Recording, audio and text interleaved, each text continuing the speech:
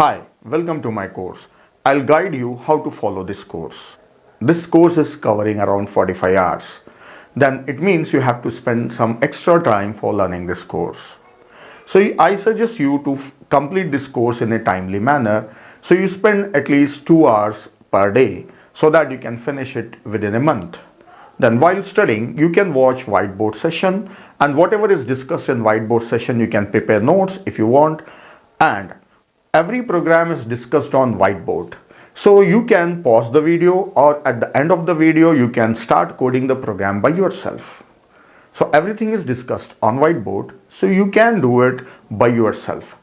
If at all you face any difficulty, then you can watch a coding video. Coding videos are also available, and along with the coding video, a PDF of a program is also available. You can verify your program with that PDF content.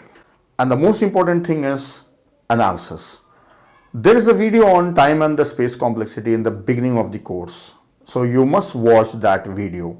I have done analysis on each and every data structure and operations on the data structure. Now, while watching a video on analysis, I suggest you practice it by yourself. And if you are doing the analysis by yourself once, that will help you remembering the analysis and applying them in the right place. And one more thing, asymptotic notations are used for representing the time complexities like big O, omega and theta. These are simple terms. These are nothing. Without that also you can represent the time complexity. These terms mostly confuse the students. So even I have covered about asymptotic notations. You can watch the video available for asymptotic notations. I have discussed when to use big O, omega and theta. But during my discussions, I have not used these notations to make topics simple and easy for you to understand.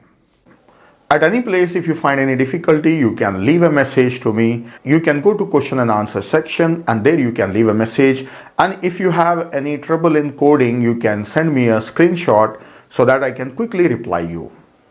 So I am there with you always. Whenever you face any difficulty, you can put a question in a question answer section. And that's all. You can start learning data structure course. You will enjoy the course.